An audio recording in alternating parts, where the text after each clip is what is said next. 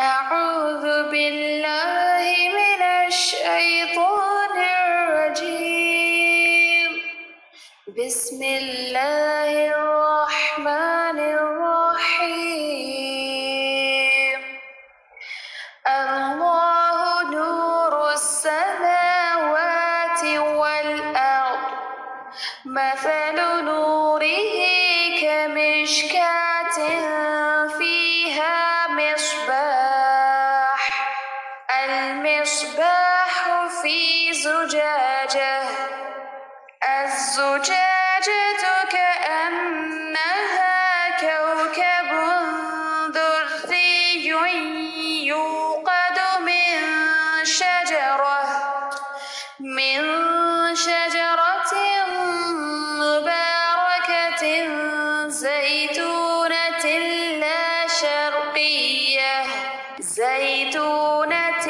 لا شرقية ولا غربية يكاد زيتها يضيء ولو لم تمسسه نور على نور يهدي الله لنوره من يشاء ويضرب الله الأمثال للناس والله بكل شيء عليم.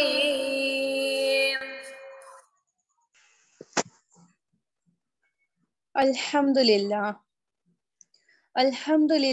وحدہ والصلاة والسلام علی من لا نبی بعد اما بعد فاعوذ باللہ من الشیطان الرجیم بسم اللہ الرحمن الرحیم رب اشرح لی صدری ویسر لی امری واحلل عقدۃ من لسانی یفقہوا قولی رب زدنی علما اللہم رب زدنی علما۔ میری پیاری عزیز محترم بہنوں، امید ہے آپ سب صحت اور ایمان کی بہترین حالتوں میں ہوں گی انشاءاللہ تعالی۔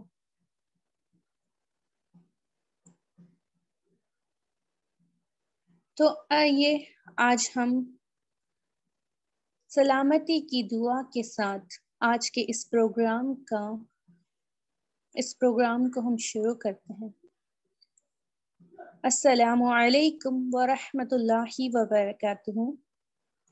آج کا ہمارا عنوان ہے سیرت حضرت ام سلمہ رضی اللہ تعالی عنہا۔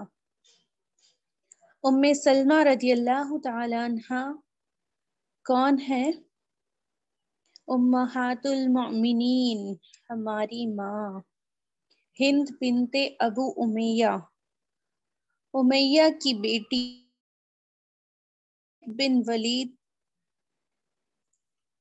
کے چچا کی بیٹی، ابو جہل بن ہشام کے چچا کی بیٹی، حذیفہ بن مغیرہ کی بیٹی۔ اللہ اکبر۔ خالد بن ولید جو پہلے اسلام کے دشمن تھے، ابو جہل جو اسلام کا دشمن تھا، ان کے والد حذیفہ بن مغیرہ، ان کے والد کن کے؟ ام سلمہ رضی اللہ تعالیٰ عنہ کی، ان کی بیٹی، بچپن سے ہی اچھی پرورش پائی، سالم الفطرت تھی، نہایت خوبصورت، با اخلاق، با کردار، پردہ نشی خاتون تھی۔ اللہ پاک ہمیں بھی توفیق دے کہ ہم بھی ان کی طرح بنیں، اور ہمیں بھی توفیق دے کہ ہم ان کی سیرت کو پڑھنے کے بعد اس پر عمل کریں، آمین یا رب العالمین۔ تو آئیے ان کے بارے میں کچھ اور جانتے ہیں۔ ان کا نام تھا ہند، لیکن ام سلمہ کے نام سے ان کو جانا جاتا ہے زیادہ تر۔ ام سلمہ کے نام سے کوئی بھی جان لے گا، پہچان لے گا، ہند بنت ابو امیہ کے نام سے یہ نام کافی کم لوگوں کو معلوم ہے۔ ان کا اصل نام ہند ہے، ہندا بھی کہتے ہیں ان کو، اور سلمہ ان کی کنیت ان کے بیٹے کے نام پر ہے۔ ہمارے یہاں سلمہ نام عورتوں کا ہوتا ہے، لیکن عربوں میں سلمہ نام لڑکوں کا ہوتا ہے، مردوں کا ہوتا ہے۔ تو ان کے بیٹے سلمہ کے نام پر ان کی کنیت کیا ہے؟ سلمہ۔ ان کا لقب امہات المؤمنین اور ذو ہجرتین، 2 ہجرت کرنے والی اور امت کی ماں امہات المؤمنین ہے۔ یہ قبیلہ مخزوم سے تعلق رکھتی ہے۔ ان کے والد حذیفہ بن مغیرہ خالد بن ولید رضی اللہ تعالیٰ عنہ کے چچا اور ابو لہب بن ہشام کے چچا تھے۔ ان کا لقب تھا جادر رکیب یا جادر مسافر، یعنی وہ شخص تھے یہ جو مسافروں کو، مطلب ان کے ساتھ کوئی قافلہ ہوتا تو مسافروں کو اپنا سامان نہیں لے جانا پڑتا، ضرورت کا سامان۔ جادرہ کس کو کہتے ہیں؟ ضرورت کا سامان جو سفر میں پیش آتا ہے۔ ہم بھی سفر کرتے ہیں تو ساتھ میں سامان لے کر جاتے ہیں نا، تو جس قافلے کے یا پھر جس لشکر کے یہ ہیڈ ہوتے، جس لشکر میں یہ ہوتے، کون؟ حذیفہ بن مغیرہ، تو اور باقی لوگوں کو اپنا کوئی بھی سامان لینے کی ضرورت نہ ہوتی، کیونکہ انہیں معلوم تھا کہ حذیفہ بن مغیرہ تمام لوگوں کے حصے کا سامان خود لے لیتے ہیں اور سب ان کا سامان استعمال کرتے۔ یہ اس لقب سے مشہور تھے، اور اس کے بعد اپنے والد سے انہوں نے، کس نے؟ سلمہ رضی اللہ تعالیٰ عنہ نے بھی یہی سیکھا، اور انہیں بھی بعد میں اس نام سے جانا گیا، اور ابو امیہ کی بیٹی کے نام سے ان کو جانا جاتا، کیونکہ ابو امیہ کا بہت بڑا نام تھا، کیونکہ ان کا یہ لقب ہے زادر رکیب یا زادر مسافر۔ اور ایسے ہی کسی کی ہیلپ کر دینا چھوٹی سی بات ہوتی ہے کہ ہم کسی ایک شخص کی ہیلپ کر دیتے ہیں، لیکن ان کا تو ہمیشہ کا معمول ہی یہ تھا کہ جس بھی سفر، جس بھی لشکر کے ساتھ یہ ہوتے، تمام تر لوگوں کا، وہ کتنی بھی تعداد میں ہو، یہ ان کا سامان رکھتے، ان کے لیے کھانا پانی سب کچھ۔ اللہ اکبر، اللہ ہمیں بھی توفیق دے کہ ہم بھی لوگوں کی مدد کرنے میں ہچکچائیں نہیں، کنجوسی نہ کرے، بخل سے کام نہ لے، آمین یا رب العالمین۔ ان کی والدہ تھی عتیقہ بنت عامر۔ ان کے 8 بھائی تھے اور 1 بہن تھی۔ ان کے شوہر عبداللہ ابن اسد۔ اچھا، سلمہ کے شوہر تو ابو سلمہ تھے، یہ عبداللہ ابن اسد کون ہے؟ یہ ان کا اصل نام ہے، اور ان کی کنیت ہے ابو سلمہ۔ کس وجہ سے؟ ان کے پہلے بیٹے جو سلمہ تھے، ان کی وجہ سے ان کی کنیت کیا ہے؟ ابو سلمہ۔ یہ نبی صلی اللہ علیہ وسلم کے پھوپھی زاد بھی ہیں، کون؟ عبداللہ ابن اسد۔ ابو سلمہ جو ہے آپ صلی اللہ علیہ وسلم کے پھوپھی زاد بھی ہے، اور ان کے کن کے؟ آپ صلی اللہ علیہ وسلم کے دودھ شریک بھائی بھی ہے۔ اچھا، دودھ شریک بھائی کیا ہوتا ہے؟ کوئی جانتا ہے؟ کوئی بتانا چاہے گا کہ دودھ شریک بھائی کیا ہوتا ہے؟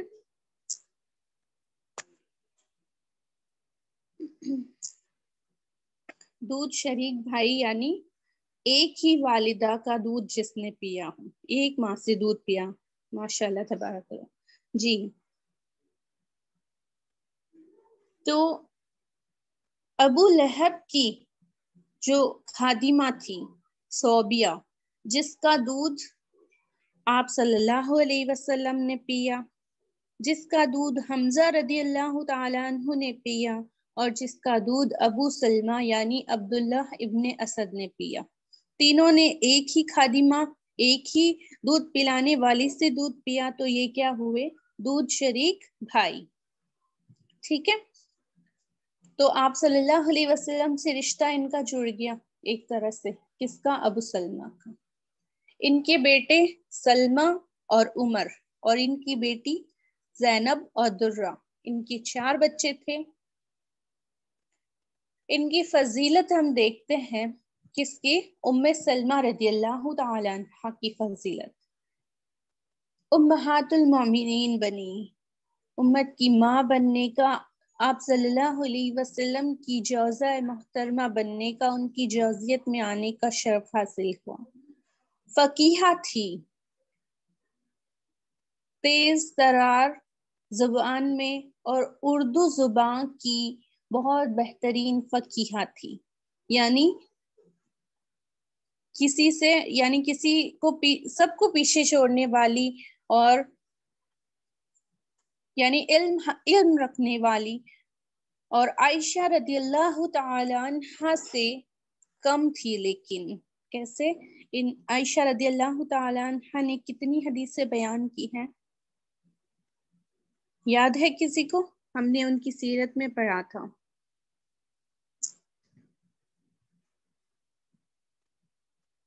2210. امہات المومنین میں عائشہ رضی اللہ تعالی عنہ کے بعد سب سے زیادہ حدیث بیان کرنے والی ام سلمہ رضی اللہ تعالی عنہ تھی.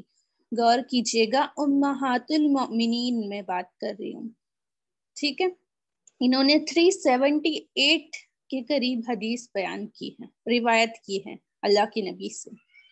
عالمہ تھی، مفتیہ تھی، اور مفتیہ بھی 13 میں سے 13 لوگ جو مفتی اس اللہ کے نبی کے دور میں، جن کو اللہ کے نبی نے یہ شرف دیا تھا کہ آپ فتویٰ دے سکتے ہیں، تو صرف 13 لوگوں کو یہ شرف ملا ہوا تھا. اور ان 13 میں سے 2 کون تھی؟ عائشہ صدیقہ رضی اللہ تعالی عنہ اور ام سلمہ رضی اللہ تعالی عنہ. عالمہ اور فاضلہ تھی. عائشہ رضی اللہ تعالی عنہ کی بعد سب سے زیادہ حدیث روایت کرنے والی، آپ صلی اللہ علیہ وسلم کی بیویوں میں سب سے آخر میں وفات پانے والی، سب سے آخر میں وفات پائی. جبریل امین کو دیکھا، اصل صورت میں نہیں، دہیہ قلبی رضی اللہ تعالی عنہ کی صورت میں. آپ رضی اللہ تعالی عنہ کے گھر میں وحی نازل ہوتی تھی. آپ صلی اللہ علیہ وسلم کی بیوی عائشہ صدیقہ رضی اللہ تعالی عنہ کے بعد ان کے گھر میں بھی وحی نازل ہوتی تھی. الحمدللہ، کتنی بڑی فضیلت ہے ان کی، اللہ اکبر. ان کی خصوصیات بھی کچھ کم نہیں. بہت دانا، فصیح و بلیغ تھی، شاعرہ تھی، اشعار پڑھتی تھی، بلکہ اپنے بھائی کی وفات پر بھی انہوں نے اشعار پڑھا، اور اس میں ان کا نام نہ لے کر اپنے بھائی کا لقب دیا تھا. تو آپ صلی اللہ علیہ وسلم نے ان سے کہا کہ میں شاعر تو نہیں، لیکن اگر تم ان کا نام لے لیتی، عبداللہ نام تھا ان کے بھائی کا، اگر ان کا تم نام لے لیتی تو یہ صرف اور صرف یہ شعر ان کے لیے ہو جاتا. یہ ذہین تھی. اس بات سے معلوم ہوتا ہے کہ یہ بڑی بہت بہترین شاعرہ بھی تھی. اللہ کے نبی ان کے بارے میں کہہ رہے ہیں. اور ذہین تھی، سخی تھی، پردہ نشیں تھی، با اخلاق و کردار تھی، دین میں دلچسپی رکھتی تھی، دین میں بہت دلچسپی رکھتی تھی. آگے ہم ان کے بارے میں پڑھیں گے انشاءاللہ تعالی. ان کے بارے میں یہ بہت سوال کرتی تھی. ہمارے بہت سے مسئلے ان کی وجہ سے سالو ہوئے ہیں. ان کا قبول اسلام کرنا اور ہجرت کرنا. ابو سلمہ اور ام سلمہ رضی اللہ تعالی عنہم اجمعین دونوں ہی نے اسلام قبول کر لیا، دونوں شوہر اور بیوی نے، اور دونوں نے ہجرت کی. اسلام قبول کرنے کے بعد ان کو اذیتیں اور تکلیفیں بہت ملنے والی تھی، لیکن والد جو اس وقت کے سردار تھے اور زادر مسافر کے لقب سے مشہور و معروف بھی تھے، اور بڑے نام تھا ان کا، اور بڑا خاندان تھا ان کا، بڑے طاقتور تھے، اس وجہ سے ان کو اذیتیں نہیں دی گئی. ہاں پر طعن و تشنیع ضرور کی گئی. اور دیگر صحابہ کرام کو اسی وقت میں انہوں نے اسلام قبول کرنے سے پیچھے نہ ہٹے. اسی وقت میں بلال حبشی رضی اللہ تعالیٰ عنہ کو گرم مٹی پر لٹایا جاتا، کسی کو باندھا جاتا، عثمان غنی رضی اللہ تعالیٰ عنہ کو چٹائی میں لپیٹ کر دھوا دیا جاتا، لیکن یہ اس وقت ڈرے نہیں اور اسلام قبول کرنے کا اعلان کر دیا، دونوں شوہر اور بیوی نے۔ اور یہ سب اذیتیں تکلیفیں دیکھ کر آپ صلی اللہ علیہ وسلم نے انہیں حبشہ کا رخ بتایا کہ آپ حبشہ کی طرف ہجرت کرو، وہاں کا بادشاہ نجاشی بہت بہترین پڑوسی ہے، بہت اچھا ہے، خیال رکھے گا۔ تو سب وہاں چلے گئے اور وہاں پہ ابو سلمہ رضی اللہ تعالیٰ عنہ جو تھے وہ نجاشی کے بہت قریب تھے، وہ ان سے بہت محبت کرتا، قربت رکھتا، سابقون اولون میں سے تھے، اور ایک کام کیا اور دوسرے میں پیچھے ہٹ کے بیٹھ گئے، ایسا نہیں تھا، نیکی کے بعد نیکی کرتے چلے گئے۔ وہاں ایک افواہ پھیلی کہ مشرکین مکہ اسلام لے آئے ہیں، تو دوبارہ لوٹنے والوں میں یہ لوگ بھی شامل تھے۔ کون؟ ابو سلمہ اور ام سلمہ رضی اللہ تعالیٰ عنہم اجمعین۔ یہ جب لوٹے تو آ کے دیکھا کہ صورتحال تو وہی ہے جیسا چھوڑ کے گئے تھے، بلکہ وہ افواہ تھی۔ اب وہاں رکے اور اس کے بعد مدینہ کی ہجرت کا وقت آ گیا۔ ہم مدینہ کی ہجرت کا واقعہ ام سلمہ رضی اللہ تعالیٰ عنہ کے الفاظ میں ہی سنیں گے۔ ام سلمہ رضی اللہ تعالیٰ عنہ خود بیان کرتے ہیں کہ جب میرے سرتاز جب مکہ سے مدینہ کی طرف ہجرت کا ارادہ کر لیا انہوں نے، تو اس نے مجھے اونٹ پر سوار کیا اور میرا بیٹا میری گود میں تھا، ابو سلمہ۔ اونٹ کی نکیل پکڑ کر ابو سلمہ جو تھے وہ اونٹ کی نکیل پکڑ کر مکہ سے روانہ ہی ہونے والے تھے کہ بنو مغیرہ کے لوگ، یعنی کس کے؟ ام سلمہ رضی اللہ تعالیٰ عنہ کے مائکے کے لوگ جو تھے، ان کے گھر والے جو تھے، وہ لوگ سامنے آ گئے اور کہنے لگے، ابو سلمہ تو نے یہ کیا تماشا مچا رکھا ہے؟ کبھی حبشہ چلا جاتا ہے تو کبھی اب تم مدینہ جانے کی بات کر رہا ہے۔ اس صورتحال سے ہم تنگ آ چکے ہیں، ہم اپنی بیٹی کو کہیں بھی نہیں جانے دیں گے۔ ان کے خاندان والوں نے ہند رضی اللہ تعالیٰ عنہ یعنی ام سلمہ رضی اللہ تعالیٰ عنہ کو کھینچ کر واپس لے لیا۔ اس کے بعد کہتے ہیں، ابو سلمہ اب تم اکیلے ہی جاؤ۔ جب ابو سلمہ رضی اللہ تعالیٰ عنہ کی برادری میں والوں نے دیکھا، ان کے خاندان والوں نے دیکھا، کس کے؟ ابو سلمہ کون ہے؟ ان کے شوہر عبداللہ ابن اسد۔ ان کے خاندان والوں نے دیکھا تو انہوں نے ان کے بیٹے کو ان کی گود سے کھینچ لیا، کس کو؟ سلمہ کو، اور ان کو کہا کہ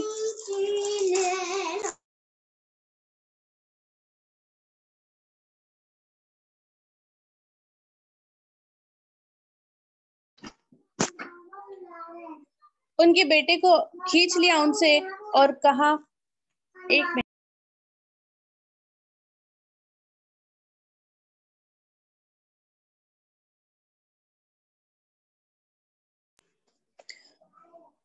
جی، ان کے بیٹے کو ان کے ہاتھ سے کھینچ لیا اور اس کے بعد میں کہا کہ ہم اگر ابو سلمہ جو تم ہماری بہو کو نہیں لے جانے دے رہے ابو سلمہ کے ساتھ، تو ہم بھی اپنے بچے سے مراد تھا اپنے پوتے کو، سلمہ کو نہیں لے جانے دیں گے، اور اس کو کھینچ کر اپنے یہاں لے گئے۔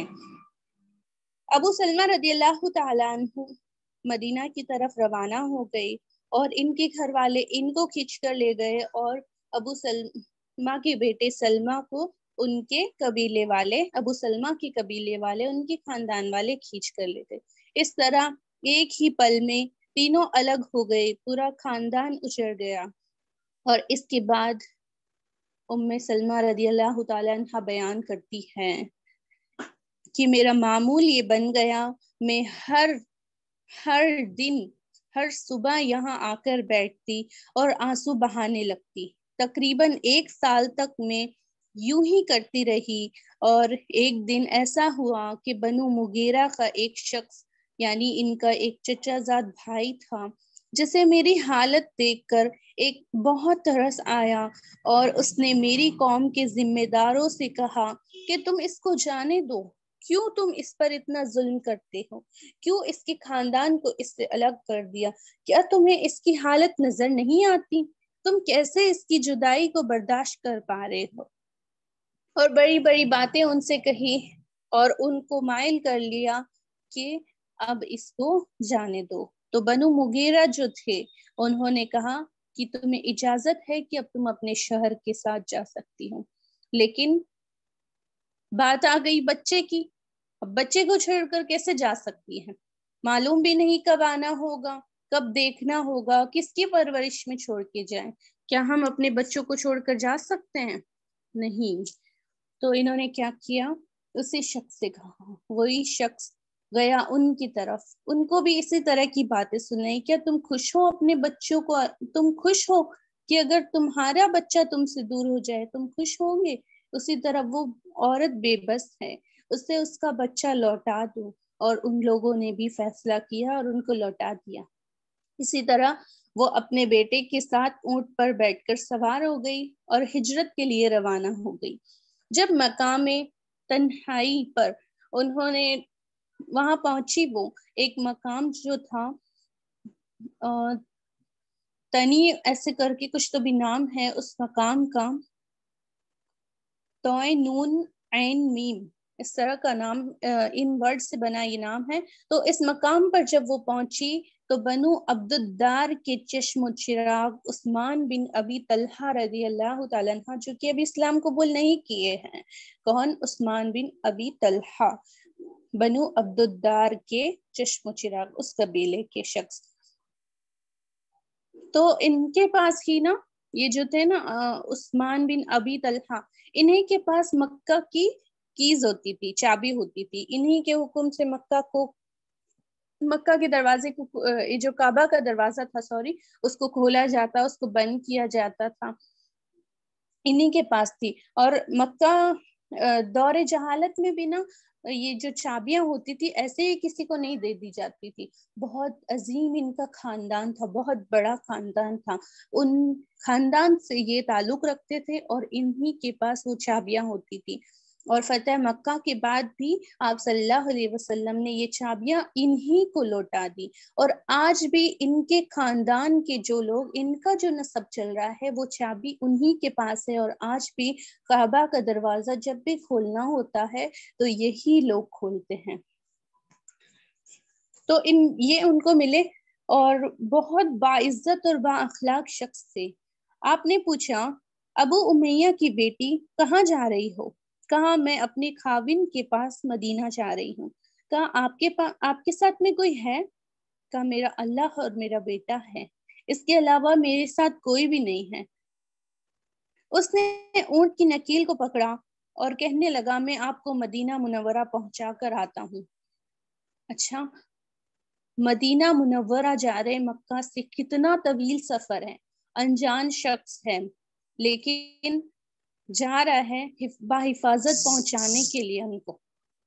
اکیلی عورت جا رہی ہے، اس سے بہتر ہے کہ ان کے ساتھ جائے، ہے نا؟ تو یہ ان کے ساتھ جا رہے ہیں اور 400 کلومیٹر لگ بھگ اتنا لمبا سفر ہے اور پیدل چل کر جانا ہے۔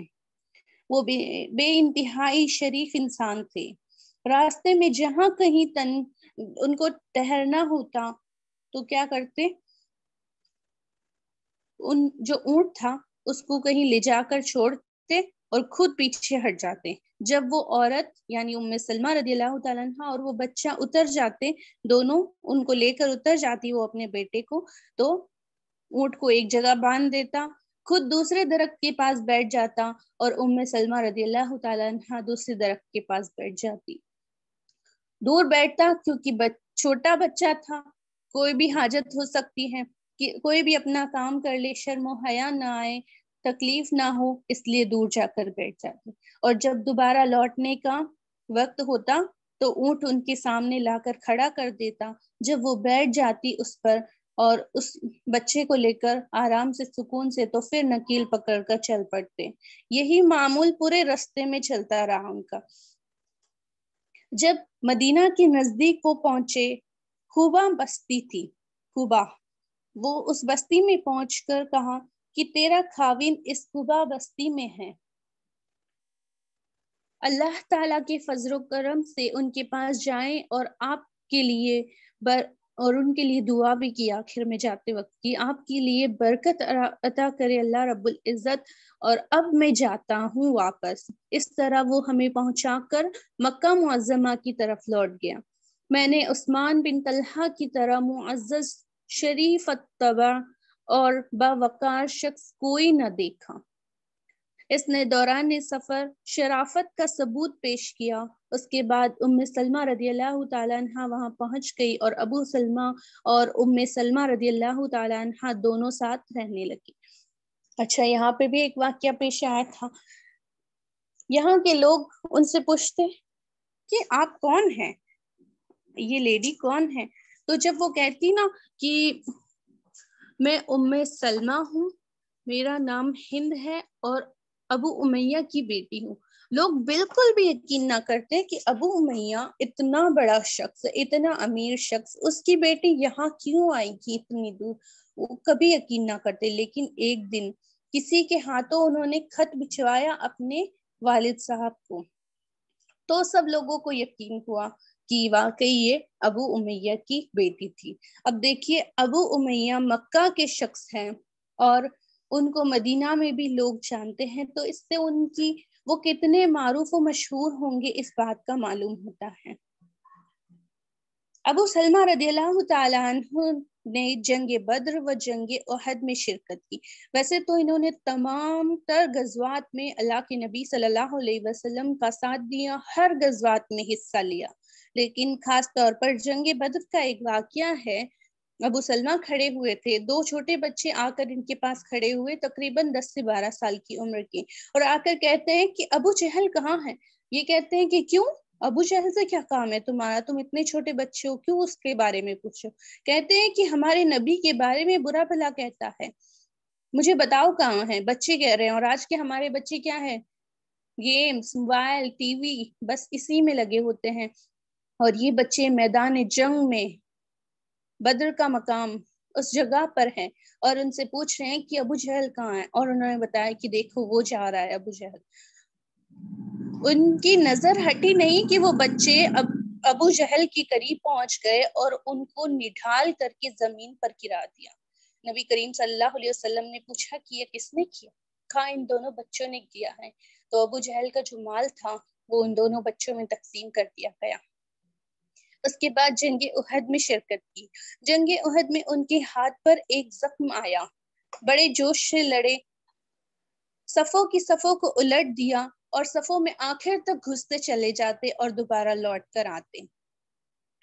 اس وقت ان کے ہاتھ پر ایک زخم آیا جو کہ ایک دشمن کے تیر مارنے سے ہوا تھا، ایک تیر آ کر لگا تھا، اور وہ 1 مہینے تک وہ بیمار رہے اس زخم کی وجہ سے، اور 1 مہینے تک اس کا علاج چلتا رہا۔ اس دوران ام سلمہ رضی اللہ تعالیٰ عنہ بہت خدمت کیا کرتی، بہت سہارا دیا کرتی، اپنے شوہر کو بالکل بھی یہ احساس نہ ہونے دیا کہ وہ ابھی محتاج ہو گئے ہیں کسی چیز کے، میرے ہر کام کے لیے۔ وہ اتنے بیمار تھے کہ بستر پر مرگ دراز ہو گئے تھے۔ اس کے بعد جب وہ 1 مہینے بعد زخم بھر گیا، ظاہری طور پر تو وہ بھر گیا تھا لیکن اندر سے ابھی بھی وہ کچا تھا، اور نبی صلی اللہ علیہ وسلم نے ابو سلمہ رضی اللہ تعالیٰ عنہ کو ایک لشکر کا قائد بنا کر بھیجا، اور وہ لشکر جب وہاں گیا تو اس لشکر نے بھی فتح حاصل کی اور وہ فتح یاب ہو کر لوٹا، لیکن جب دیکھا واپس لوٹے تو وہ زخم پھر سے ہرا ہو چکا تھا، اور اس کے بعد آپ رضی اللہ تعالیٰ عنہ ٹھیک نہ ہو سکے، وہ زخم ٹھیک نہ ہو سکا، اور آپ رضی اللہ تعالیٰ عنہ کا وفات کا وقت آ گیا، اور جواد الاخرى 4 ہجری میں آپ نے وفات پائی، اور 4 ہجری میں ہی آپ صلی اللہ علیہ وسلم سے ان کا نکاح ہوا۔ اچھا، وفات سے پہلے کا بھی ایک واقعہ ہے، بڑا دلچسپ واقعہ ہے، غور سے سنیے گا۔ ابو سلمہ رضی اللہ تعالیٰ عنہ اور ام سلمہ رضی اللہ تعالیٰ عنہ دونوں بیٹھ کر بات کر رہے ہیں۔ ام سلمہ رضی اللہ تعالیٰ عنہ کہتی ہے کہ اگر میں وفات پا جاؤں آپ سے پہلے، اور اگر آپ مجھ سے پہلے وفات پا جائیں، تو ہم دونوں کیا کریں گے؟ نکاح نہیں کریں گے.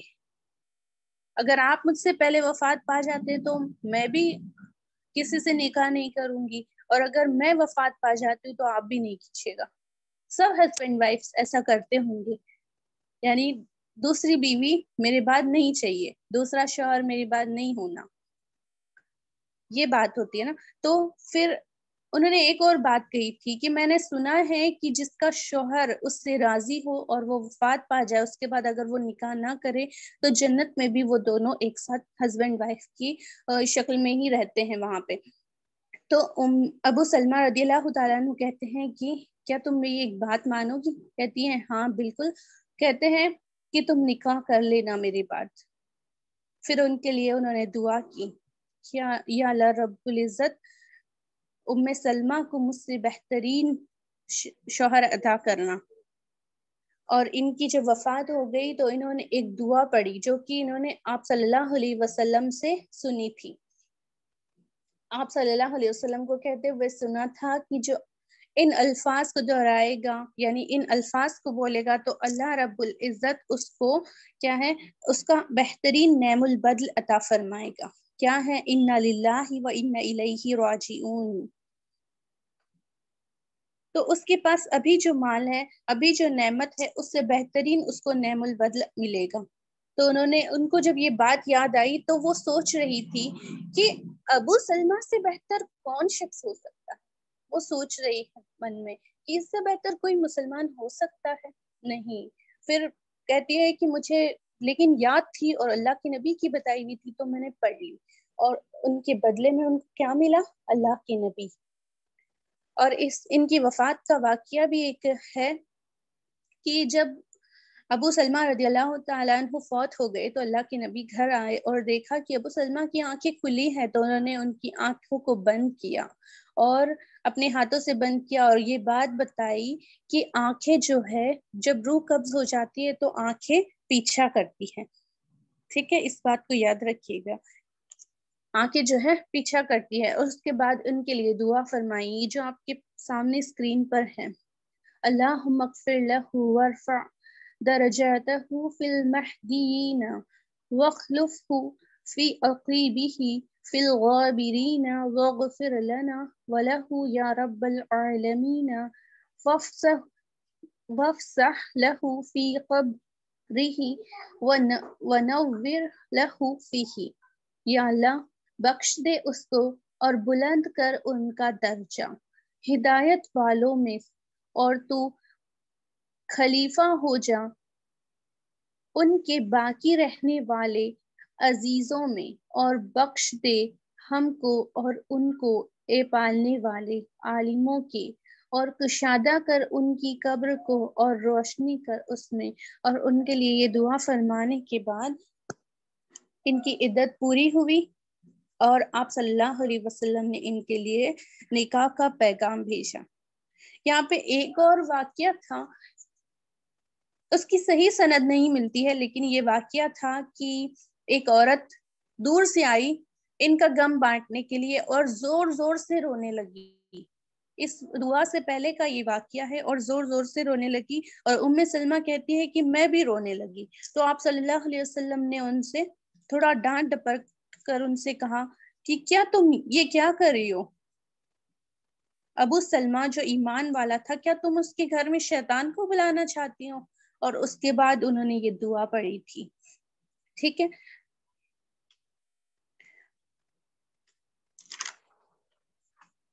اس کے بعد آپ صلی اللہ علیہ وسلم نے ان کے لیے نکاح کا پیغام بھیجا, اور انہوں نے اس پیغام کو کس طرح سے یہ منع کر دیا ہے. لیکن اس سے پہلے کیا ہوا تھا, جیسے ہی ان کی عدت مکمل ہو گئی, حضرت ابو بکر صدیق رضی اللہ تعالیٰ عنہ نے ان کے لیے نکاح کا پیغام بھیجا. انہوں نے اس کو بہت بہترین انداز میں منع کر دیا, اور پھر عمر ابن خطاب رضی اللہ تعالیٰ عنہ نے ان کے لیے نکاح کا پیغام بھیجا, اور پھر انہوں نے اس کو بھی بہت بہترین انداز میں منع کر دیا. لیکن جب آپ صلی اللہ علیہ وسلم نے ان کو نکاح کا پیغام بھیجا تو انہوں نے منع نہیں کیا, لیکن اپنی بات رکھی. کیا بات رکھی؟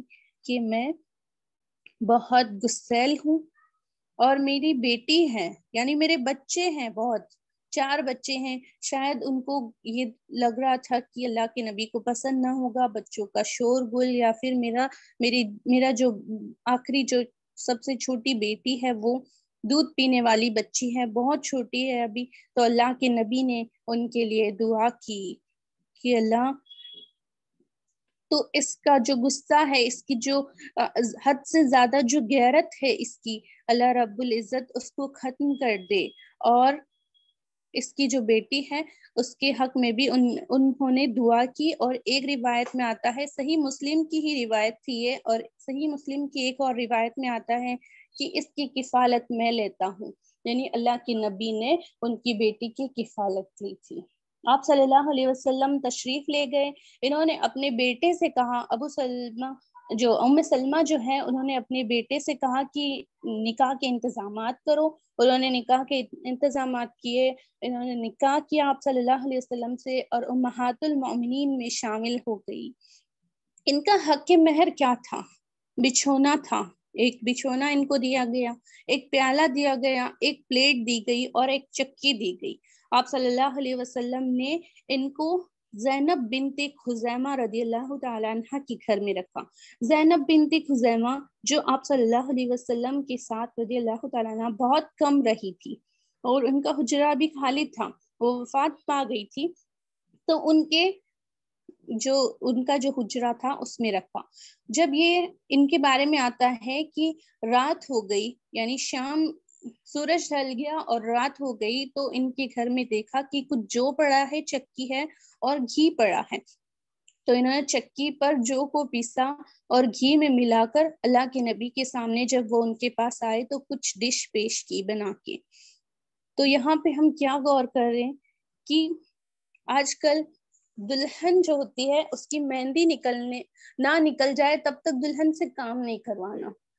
اچھا کروا لیا تو مہندی نہیں نکلی تھی تو بھی کام کروا لیے ہماری بچی سے، ابھی تو مہندی کا کلر بھی نہیں چھوٹا تھا، اس طرح کی باتیں کرتے ہیں نا۔ لیکن یہاں پہ امہات المومنین ہے، نبی کی بیوی ہے، نکاح ہوا ہے، اسی رات کو وہ کھانا بنا کر ان کو کھلا رہی ہے، وہ بھی ہمیں تو کتنی محنت و مشقت کرنی نہیں پڑتی ہے، چکی پر آٹا پیس رہی ہے پھر کھانا کھلا رہی ہے، اللہ اکبر۔ تو ہمیں بھی یہ سب جو فضول کی رسم و رواج ہیں ان کو چھوڑ کر اور اپنے کام کو خود کرنا اور اپنے جو زندگی کا اصل مقصد ہے اس کو انجام دینا چاہیے۔ اللہ پاک ہم سب کو یہ توفیق عطا فرمائے، آمین یا رب العالمین۔ اس کے بعد جب 3 دن گزر گئے، یہ حکم تھا کہ جب نئی بیوی آتی ہے اگر وہ مطلقہ ہے یا بیوہ ہے تو 3 دن اس کے پاس رکتے، اور اگر کنواری ہے تو 7 دن کا حکم ہے۔ صحیح بخاری کی یہ حدیث ہے۔ تو یہ آپ صلی اللہ علیہ وسلم جب جانے لگے تو ام سلمہ رضی اللہ تعالیٰ عنہ نے آ کے پیچھے سے پکڑ لیا آپ کو کہ نہیں میں نہیں جانے دوں گی، دوڑی ہوئی آئی۔ تو اللہ کے نبی نے ان سے کہا کیا میں اور موقع دوں، کیا تمہیں اور وقت چاہیے؟ میں تمہیں 3 دن کے بدلے 7 دن دے دوں، لیکن یاد رکھنا اس کے بعد مجھے سب کو یہ دن دینا ہوگا۔ تو وہ سوچ رہی ہے اچھا مجھے 7 دن کے بعد باقی امہات المومنین کو 7 دن دینے ہوں گے، تو میری باری تو بہت دیر سے آئے گی۔ دوسرا، نبی کی قربت اور شوہر بھی تھے، نبی سے کتنی محبت تھی ان کو دیکھیے کہ جب اللہ کے نبی جا رہے ہیں تو ان کا دل نہیں چاہ رہا، ان کو پکڑ لیا پیچھے سے جا کے کہ نہیں میں نہیں جانے دوں گی۔ تو پھر یہ مان گئی کہ نہیں اللہ کے نبی 3 دن ٹھیک ہے میرے لیے، اور اس کے بعد 3 دن بعد میری باری آ جائے گی، میں یعنی امہات المومنین کی سب کی باری ایک دن آنے کے بعد میری باری دوبارہ آ جائے گی۔ 7 دن تو بہت دور ہو جاتے، پھر انہوں نے یہ بات ایکسپٹ کر لی۔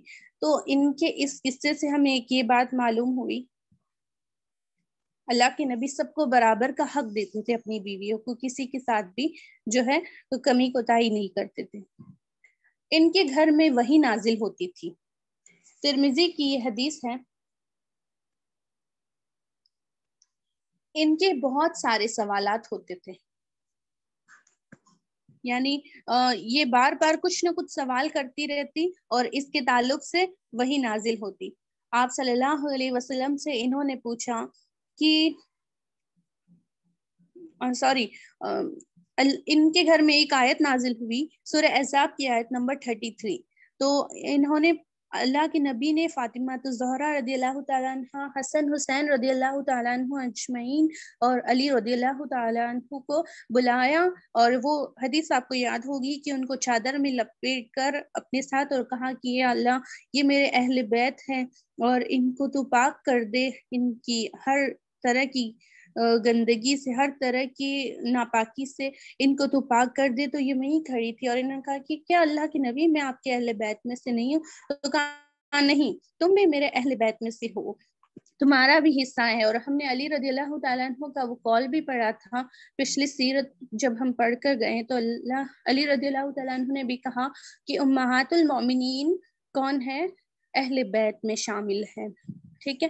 اور اس کے بعد ان کے تعلق سے بہت ساری وحی نازل ہوئی، الگ الگ روایت آتی ہیں، یا تو ایک ہی بار میں ساری نازل ہو گئی تھی یا پھر الگ الگ طریقے سے نازل ہوئی. تو ان سے ایک بہت بڑی فضیلت، ایک بہت بڑا شرف ہے کہ ان کے گھر میں وحی نازل ہوئی تھی.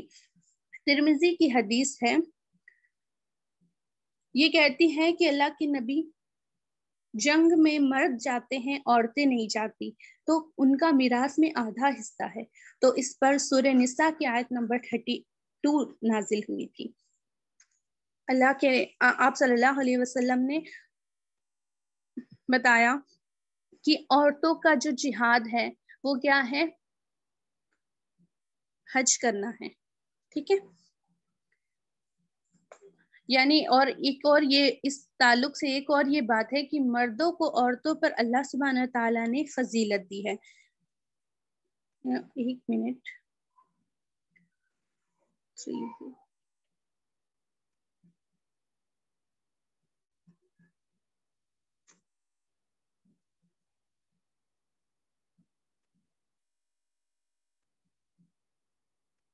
جی اس کا تعلق یہی ہے، بس انہوں نے پوچھا کہ اللہ کے نبی جنگ میں مرد جاتے ہیں، عورت نہیں جاتی، تو ان کا کیا حصہ ہے، ان کے لیے کیا اجر و ثواب ہے؟ تو انہوں نے یہی بتایا کہ میراث میں ان کا آدھا حصہ ہے. تو اللہ پاک نے قرآن میں سورہ نساء میں آیت نمبر 32 میں یہ آیت نازل کی کہ مردوں کو عورتوں پر اللہ نے فضیلت دی ہوئی ہے. اور ان کا یہ سوال بھی تھا، ایک روایت میں آتا ہے کہ ان کا اصل سوال یہی تھا، تو سورہ نساء کی آیت 32 نازل ہوئی. اور کعب رضی اللہ تعالیٰ عنہ تھے، ان کی دعا قبول ہو گئی تھی نا. تو پھر انہوں نے کیا کیا، اللہ کے نبی نے جب ان کو بتایا کہ کعب کی دعا آج قبول ہو گئی ہے، تو یہ کہتی ہیں کہ کیا میں کعب کو بتا دوں جا کے؟ تو اس سے اللہ کے نبی نے کیا کہا، نہیں ابھی مت بتاؤ، تمہیں لوگ تنگ کریں گے، پوری رات کا وقت ہے اور تمہیں سونے نہیں دیں گے. تو یہاں پہ ایک بہت خوبصورت بات ہمیں معلوم ہوتی ہے کہ شوہر اور بیوی کے درمیان یقین کا، بھروسے کا رشتہ ہے. انہوں نے یہ نہیں کہا کہ تم کیوں بھلا کعب کو بتاؤ گی، یہ خوشخبری میں خود دے سکتا ہوں، اس طرح کی باتیں نہیں کی. کہا کہ نہیں ابھی مت بتاؤ، تمہیں لوگ تنگ کریں گے. لوگ ان سے پوچھتے بار بار کب نازل ہوئی، کہاں نازل ہوئی، کیسے ہوا، کیا ہوا، اور رات کا وقت ہے، لوگ تنگ کرے، اس سے بہتر ہے تم ابھی نہ بتاؤ ان کو. اور کعب رضی اللہ تعالیٰ عنہ کے لیے جب آیا تھا کہ 50 سے 40 دن ان سے بات نہ کی جائے، ان سے کچھ بھی نہ کیا جائے، تو ام سلمہ رضی اللہ تعالیٰ عنہ واحد وہ شخص تھی جو ان کو کھانا بھیجا کرتی تھی. ان کو سب نے بازار جاتے تو کوئی بھی ان کو کچھ سامان نہ دیتا، اتنی تکلیف و اذیت میں تھے، لیکن یہ ایک واحد شخص تھی جنہوں نے ان کے لیے کھانے کے انتظامات کیے. صلح حدیبیہ کا واقعہ بھی ہم یاد کر لیتے ہیں. یہ بخاری کی حدیث ہے. اس میں ہے کہ اللہ کے نبی سب کو کہہ رہے ہیں، ایک طرفہ معاہدہ ہوا تھا کہ اگر لوگ مکہ آ جاتے ہیں تو ہم ان کو نہیں جانے دیں گے، لیکن ہمارے جو لوگ ہیں وہ اگر مدینہ آ جاتے تو آپ ان کو لوٹا دیں گے. اس طرح کے معاہدے کو اللہ کے نبی نے ایکسپٹ کر لیا تاکہ جنگ نہ ہو، سب صلح ہو جائے نا. تو پھر سب صحابہ کرام اس پر راضی نہیں تھے. اللہ کے نبی ان سے کہہ رہے ہیں کہ اپنے اونٹوں کو ذبح کرو، اپنا جو بال ہے ان کو کٹوا لو، ان کو کتر لو. تو کیا ہوا کہ کوئی ماننے کو تیار نہیں، 2 سے 3 بار بول دیا. پھر اللہ کے نبی آئے کہ ام سلمہ یہ کیا ہے؟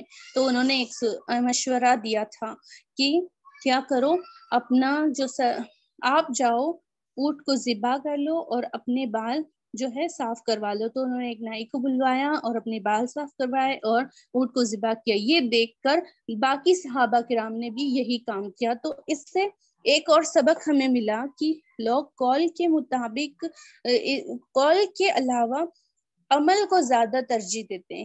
ہم کسی کو کہتے ہیں کہ نماز پڑھ لو نماز پڑھ لو نماز پڑھ لو، وہ نہیں پڑھے گا.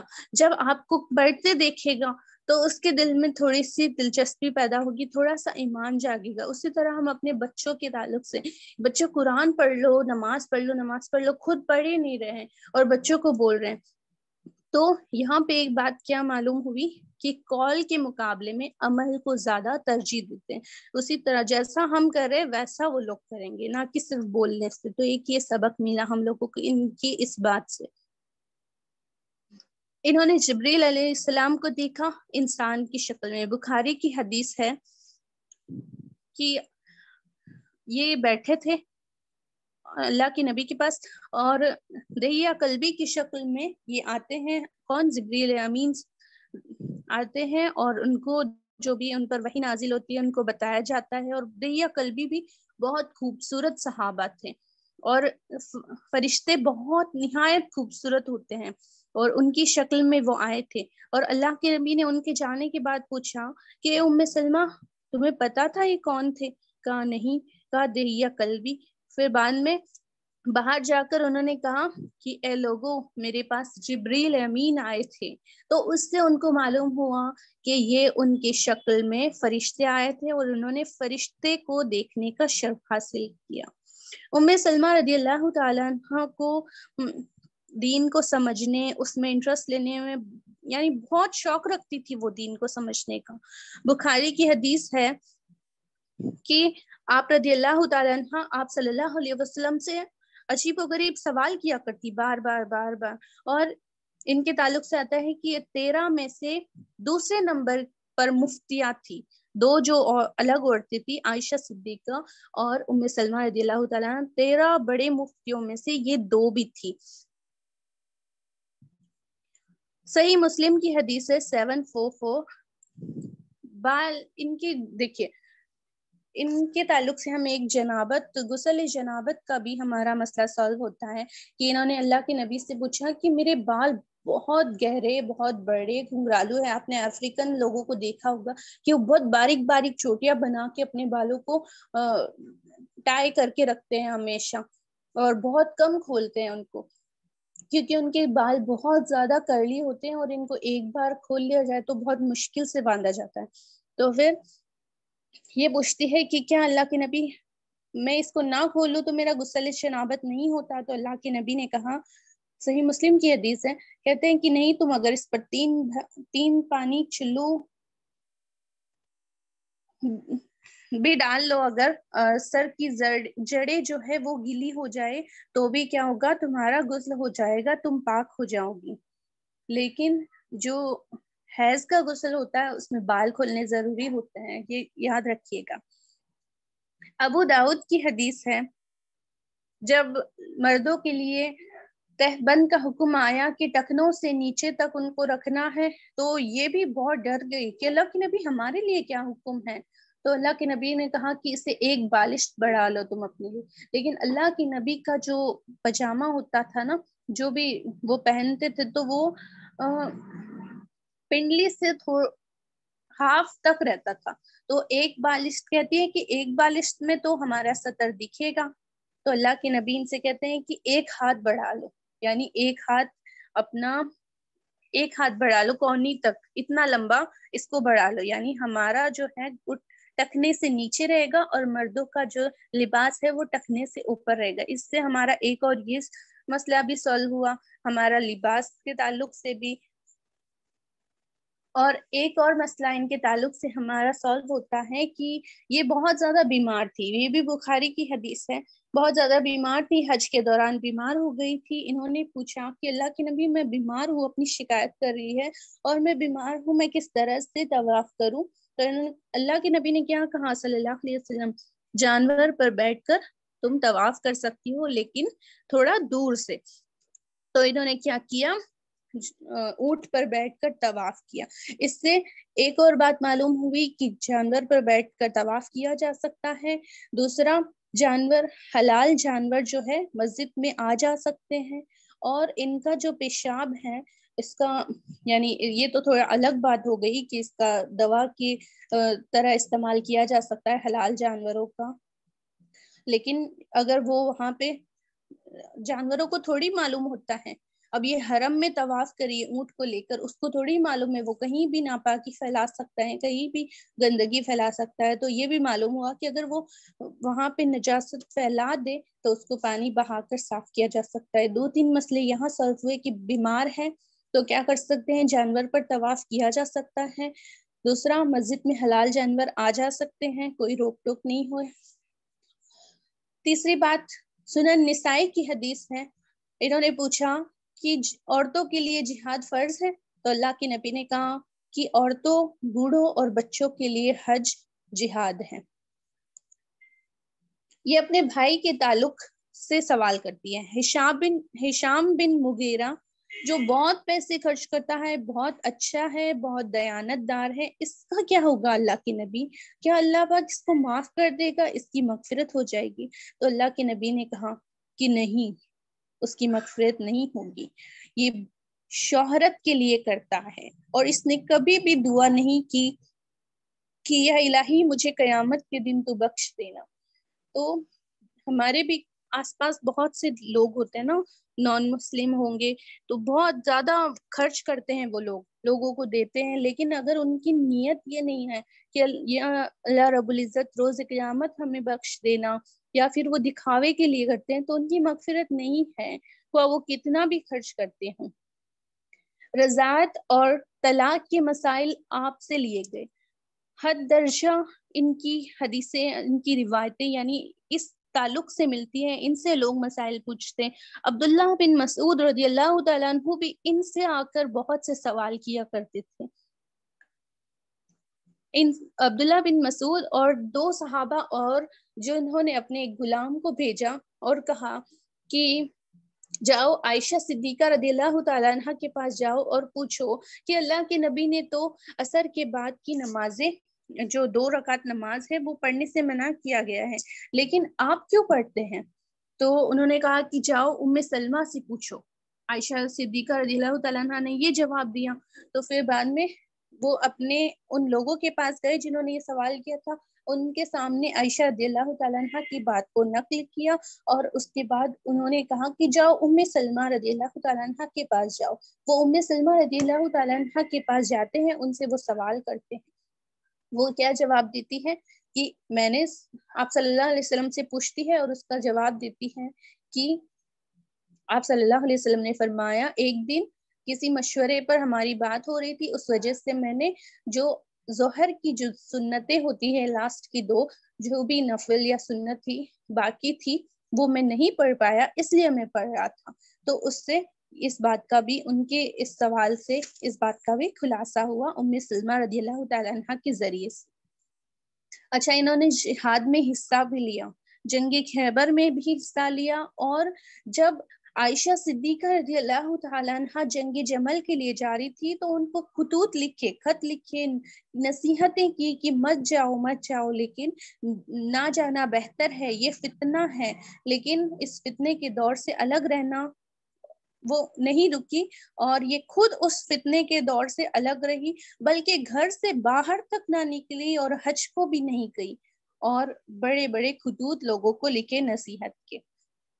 یعنی اس سے ایک اور سبق ہمیں ملا کہ اگر ہمیں معلوم ہو رہا ہے کہ یہ راستہ صحیح نہیں، اللہ کے نبی نے اس کے لیے اللہ کے نبی ہوتے تو اس کے لیے منع کرتے، کیونکہ یہ فتنوں کا دور ہے. جیسے آج ہم بولتے ہیں کہ ہم اپنے بچوں کو کہیں باہر بھیجنے سے منع کرتے ہیں اور وہ وہی غلطی کر دیتے ہیں تو کافی بار ان کے ساتھ برا ہوتا ہے. تو ان کے والدین کیا کہتے ہیں کہ جی میں نے منع کیا تھا. اسی طرح عائشہ صدیقہ رضی اللہ تعالیٰ عنہ نے جنگ کی، لیکن وہ جنگ علی رضی اللہ تعالیٰ عنہ کے حق میں ہوئی اور وہ جیتے وہاں پہ. یہ منع کرتی رہی، اور اس کے بعد میں ان کی وفات میں اختلاف ہے.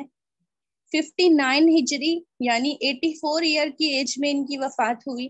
یا پھر کہتے ہیں کہ 61 ہجری یعنی 86 ایئر کی ایج میں ان کی وفات ہوئی. اس میں اختلاف ہے، اللہ پاک بہتر جانتا ہے. مدینہ میں ان کی وفات ہوئی. سب سے آخر میں بیویوں میں سب سے آخر میں وفات پائی ان کی نماز جنازہ ابو ہریرہ رضی اللہ تعالی عنہ نے پڑھی. بقیع غرقت میں ان کو جو ہے دفن کیا گیا تھا. اس میں بقیع غرقت میں ان کا ایک غلام تھا سفینہ. ام سلمہ رضی اللہ تعالیٰ عنہ نے اسے اس شرط پر آزاد کیا تھا کہ وہ مرتے دم تک آپ صلی اللہ علیہ وسلم کی خدمت کرے گا.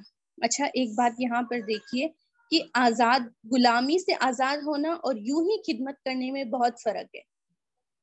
وہ آزاد شخص ہے، وہ خدمت کر رہا ہے، اس کی بات الگ ہے، لیکن جو غلام شخص ہے وہ غلامی میں جو کام بتائے جا رہے ہیں اس کی خدمت کر رہا ہے. تو انہوں نے اپنے غلام کو اس شرط پر آزاد کیا کہ اللہ کے نبی کی خدمت کرے گا اور نیکی کے کام کی طرف لگا دیا اس کو.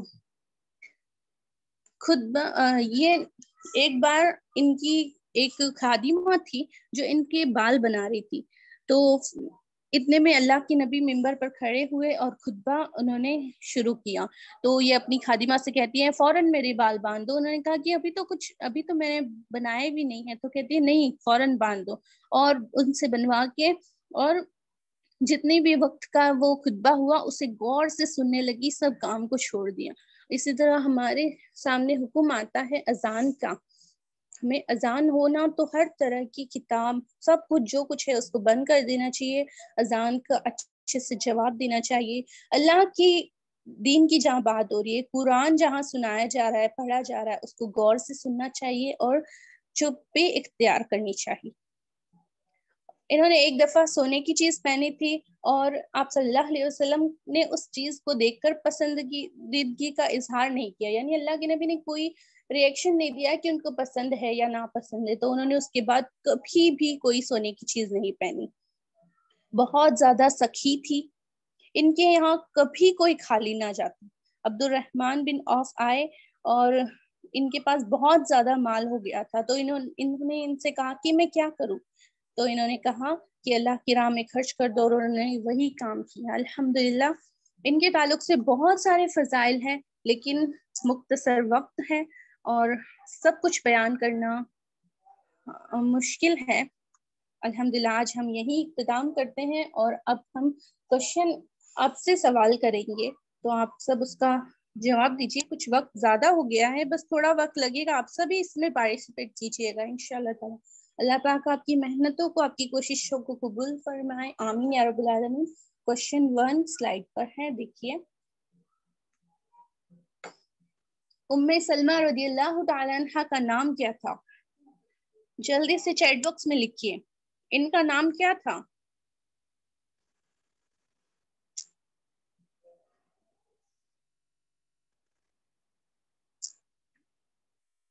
جی بتائیں کیا نام تھا ان کا. جی سسٹر یمینہ.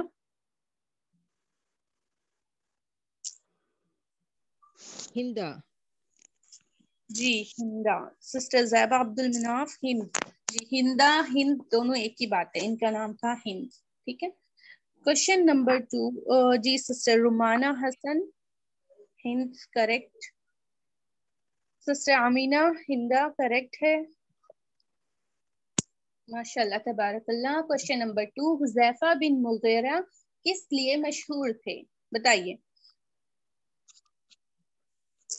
کس بات کے لیے مشہور تھے وہ؟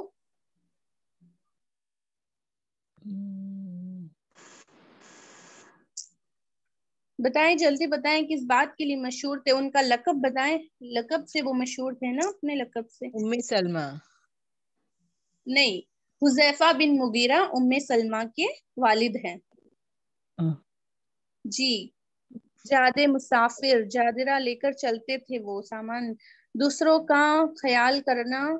جی رومانہ حسن بالکل کریکٹ آپ نے بتایا سسٹر. جادرہ رقیب بالکل کریکٹ. ماشاء اللہ تبارک اللہ. جی سسٹر شیخ سبین آپ نے بھی صحیح بتایا. ماشاء اللہ تبارک اللہ. ابو سلمہ رضی اللہ تعالی عنہ کے کا آپ صلی اللہ علیہ وسلم سے کیا رشتہ تھا؟ جی سسٹر روبینہ گوہر دور دوسروں کی ہیلپ کرنا. کریکٹ. جی کوشچن نمبر 3 کا آنسر دیجیے. ابو سلمہ رضی اللہ تعالیٰ عنہ کا آپ صلی اللہ علیہ وسلم سے کیا رشتہ تھا؟ دودھ شریک بھائی تھے جی عبد المناف, اور ایک اور رشتہ تھا ان کا رضائی بھائی سسٹر شاہین, ایک سبین. کریکٹ.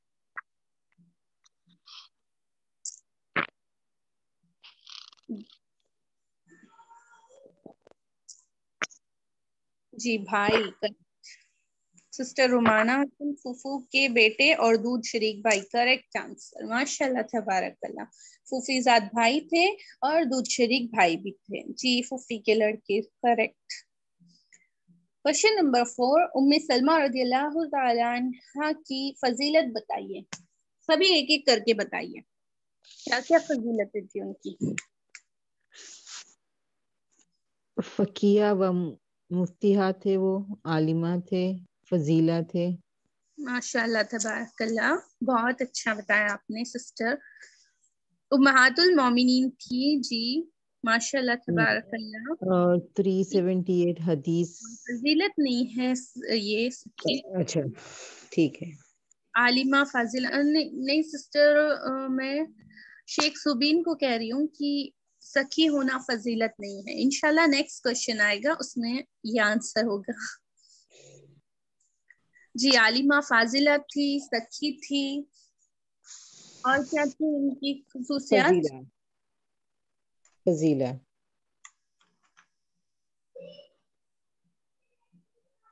عائشہ رضی اللہ تعالیٰ عنہ کی بات 378 حدیث بیان کی. ماشاء اللہ تبارک اللہ, ویری گڈ. آپ جبریل امین ان کو دیکھا جی, ان کی ایک بہت بڑی فضیلت تھی. ان کے گھر میں وحی نازل ہوتی, یہ بھی بہت بڑی فضیلت تھی, ہے نا. الحمدللہ, ماشاء اللہ تبارک اللہ. نیکسٹ کوشچن ام سلمہ رضی اللہ تعالیٰ عنہ کی کیا کیا خصوصیات تھی بتائیے. وہ شاعرہ تھی, ذہین, سخی, جی یہ بھی فضیلت تھی کہ آپ کی بیویوں میں لاسٹ وفات پائی. جی سسٹر یمینہ وہ شاعرہ تھی, فقیہہ تھی, ماشاء اللہ تبارک اللہ. بااخلاق و کردار, ذہین. ماشاء اللہ تبارک اللہ. سسٹر رومانہ حسن وہ دوسروں کی مدد کرتی. سسٹر شیخ سبین ماشاء اللہ تبارک اللہ. سسٹر رومانہ حسن دانا تھی, شاعرہ تھی, آپ کی بیویوں میں لاسٹ وفات پائی. ماشاء اللہ تبارک اللہ. با اخلاق تھی, پردہ نشی تھی. بارک اللہ فیکم. دین میں بہت دلچسپی رکھتی تھی. ماشاء اللہ بہت اچھا پوائنٹ ہے یہ. دوسروں کی مدد کرتی, صبر اور تحمل کا مظاہرہ کیا تھا. جی یہ بات میں نے نہیں بتائی تھی. ماشاء اللہ تبارک اللہ, بہت اچھا پوائنٹ آپ نے سسٹر روبینہ گوہر آپ نے لیا. 1 سال صبر کیا تھا انہوں نے. کتنا صبر اور تحمل سے کام لیا. اپنے شوہر اپنے بچوں سے دور رہی 1 سال تک. اسی مقام پر جا کر بیٹھتی, وہاں روتی, آنسو بہاتی. اللہ کو. چلیے اس کے بعد اگلا پوائنٹ ہے, کیا ام سلمہ رضی اللہ تعالیٰ عنہ کے گھر میں وحی نازل ہوئی تھی؟ ٹرو اور سوری یس جی ہوئی تھی. الحمدللہ جی ہوئی تھی. Correct answer. ام سلمہ رضی اللہ تعالیٰ عنہ کی سیرت پڑھ کر آپ کو کیا سبق ملا؟ جی ابھی میں آپ کا نام لیتی ہوں سب کا, 1 by 1 آپ لوگ مائک میں بولیے, ٹھیک ہے. سسٹر آمینہ آپ بتائیں. سلمہ کی سیرت پڑھ کر ہمیں یہ کہ انہوں بہت صبر والی تھی, بہت سخی تھی, بہت خیرات کرنے والی تھی. ان کے اور حضور صلی اللہ علیہ وسلم کی ہر بات مانتی تھی. ان کے یہاں پہ وحی نازل ہوتی تھی, مطلب انہیں بہت ہی زیادہ دین کے اوپر کوشچن کرتی تھی. تو انہوں دین میں بہت دلچسپی تھی, تو انہیں بہت زیادہ کوشچن کیا کرتے تھے حضور صلی اللہ علیہ وسلم سے. تو ان کے یہاں وحی نازل ہوتی تھی. جی سسٹر یمینہ آپ بتائیے. جی انہیں بہت پردہ نشین تھے, اور اسلام میں دلچسپی رکھتے تھے، حدیث بتاتے تھے دوسروں کو. اچھا دیکھیں، ہم نے سوال کیا کیا ہے، ام سلمہ رضی اللہ تعالیٰ عنہ کی سیرت پڑھ کر آپ کو کیا سبق ملا؟ جیسے مجھے سبق ملا کہ مجھے صبر کرنا چاہیے جس طرح انہوں نے صبر کیا تھا، اور دین میں دلچسپی لیتی تھی، اس سے مجھے سبق ملا کہ دین میں دلچسپی لینی چاہیے. اس طرح سے میں آپ سے پوچھ رہی ہوں کہ آپ کو سبق کیا ملا؟ جی سسٹر روبینہ گوہر بتائیے. السلام علیکم رحمۃ اللہ وبرکاتہ. جی وعلیکم ہم کو سبق یہ ملا ہے کہ ان کے اخلاق بہت اچھے تھے اور بہت اچھے دوسروں سے مدد اور ہیلپ کرتے تھے، تو ہم کو بھی چاہیے کہ دوسروں کی ہیلپ کرنا اور ہمارے بھی اخلاق دوسروں کے ساتھ اچھے رہنا چاہیے، اور ہم ہمیشہ دوسروں کی مدد کرنا چاہیے اور ایک دوسرے کے لیے خیال کرنا چاہیے، اور اور اور ہمیشہ ہم سب کے ساتھ مطلب کسی کے پاس کوئی پریشانی غم ہے تو ان کا سکھ دکھ بانٹنا چاہیے، اور ہمیشہ دوسروں کی مدد میں رہنا چاہیے، اور اللہ سے ہمیشہ امید رکھنا چاہیے کہ ہم پر یقین رکھنا چاہیے اللہ پر کہ جو بھی کرے گا اللہ ہمارے لیے اچھا ہی کرے گا. جس طرح ام سلمہ رضی اللہ تعالیٰ عنہ کو حضور صلی اللہ علیہ وسلم نے مطلب ان کے شوہر کے انتقال کے بعد جب حضور صلی اللہ علیہ وسلم سے شادی ہوئی تو انہوں نے سوچا ہی نہیں تھا کہ ایسا ہوگا کہ حضور صلی اللہ علیہ وسلم سے ان کی شادی ہوگی. تو ہم جی کو یہ چاہیے کہ اللہ پر ہمیشہ بھروسہ اور یقین رکھنا چاہیے کہ جو بھی کریں گا اللہ ہمارے لیے ہمارے حق میں بہتر کرے گا، اس کو ہم قبولنا چاہیے. جزاک جی اللہ. ماشاء اللہ تبارک اللہ، بہت اچھا. ہماری یہ سیرت پڑھنا ضروری ہے عمل کے لیے. جی سسٹر فرزانہ درجی ماشاء اللہ تبارک اللہ. سسٹر روبینہ گوہر بہت اچھا آپ نے بتایا. سسٹر الطاہرہ بہلین آپ بتائیے آپ کو کیا لیسن ملا؟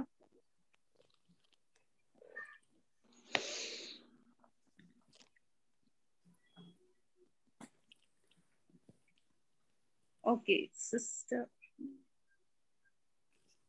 انم دانش آپ بتائیے.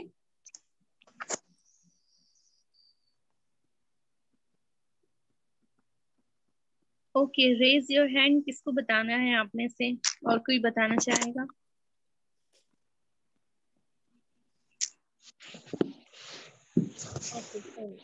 جی سسٹر رمانہ حسن بتائیے.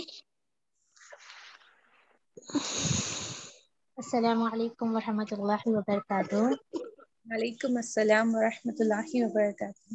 یہ سسٹر روبینہ گوہر نے جو کہا میں ان کی بات سے پورا ایگری ہوں. الحمدللہ انہوں نے بہت اچھا بولا، یہی کہ ہم میں صبر ہونا چاہیے، آگے والے کی مدد کرنی چاہیے.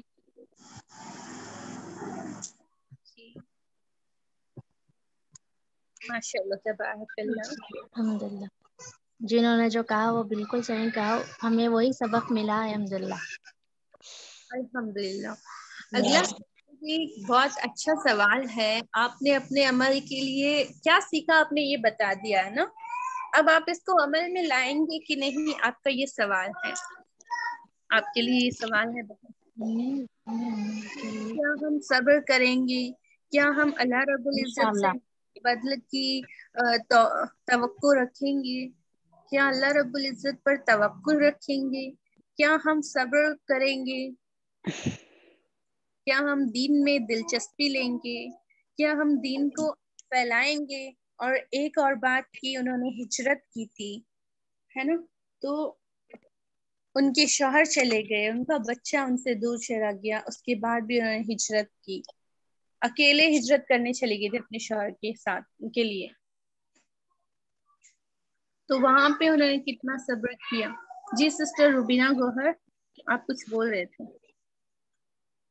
جی انشاءاللہ تعالی، جی انشاءاللہ تعالی اللہ جی انشاءاللہ ہم سب کو بھی اس طرح امت المؤمنین کی طرح صبر کرنے والے بنائیں، اور ہم کو بھی اس طرح سے عمل کرنے والے بنائیں، اور ہم سب سے دین کا کام لے اللہ تعالی ہم سب سے راضی ہو جائے.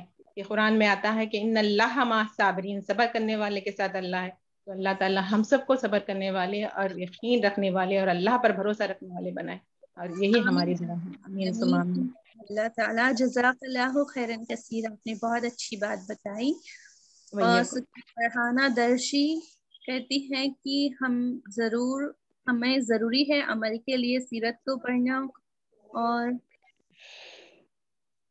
سسٹر شیخ سبین انشاءاللہ آپ عمل کریں گی. جی سسٹر رومانہ حسن انشاءاللہ آپ بھی عمل کریں گی. امینہ سسٹر انشاءاللہ ضرور آپ بھی عمل کریں گی. ماشاءاللہ تبارک اللہ. جی الحمدللہ ہم اس نیت سے پڑھ رہے ہیں. الحمدللہ ماشاءاللہ تبارک اللہ. بہت اچھی بات ہے. ہمیں سب سے پہلے نیت ہی کرنی چاہیے الحمدللہ کہ ہم کس نیت سے یہاں آئے ہیں, کیوں سن رہے, کیوں پڑھ رہے ہیں.